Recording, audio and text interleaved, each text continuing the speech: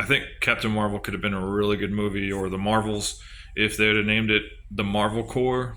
And the plot of the movie would have been after the gems or the power gems are destroyed. It made Captain Marvel not so overpowered. It would make sense adding the other characters because now she has to have a team.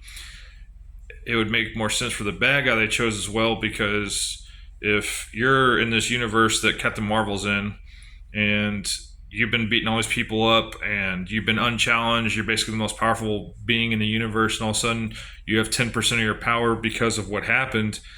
I mean, people would come out of the woodwork trying these small things that they've thought were a big deal because of their limitations. So it would have made more sense for how the direction the movie was going. The other thing that I would have done is I wouldn't have picked the characters how they did them. I mean, having the same stuff as her, it didn't make much sense to me. I mean, again, I didn't watch the movie, but I mean, you could watch any video or people talking about it. But if she would have went around looking for other power sources that were sort of like those power gems to try to power people to make like a Green Lantern Corps or a Marvel Corps, it would accommodate how it would link her to the other movies, like in the Avengers. Why aren't you here? Well, this is happening all over the universe. This way, it'll accommodate her not being able to be everywhere at once, and basically strengthen numbers. And it would make me like her character more, because it's like, dude, she doesn't have to try. She beats everyone by basically relying on nothing but her powers.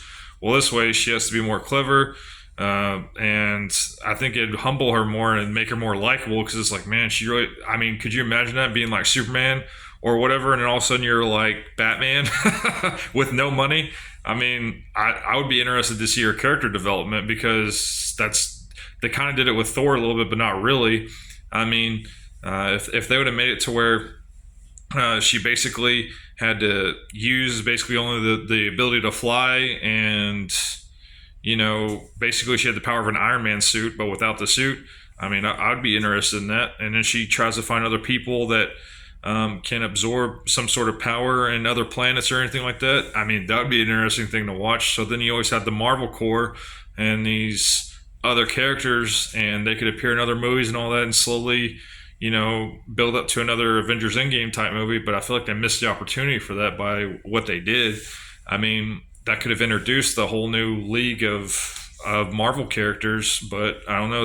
I feel like they got too focused on one aspect of the movie. But it would have made sense if you look at it from that standpoint. I think that's where they started out thinking, but they didn't want to take her powers away, limiting what she could do, I guess. Instead, they went to a really weird direction.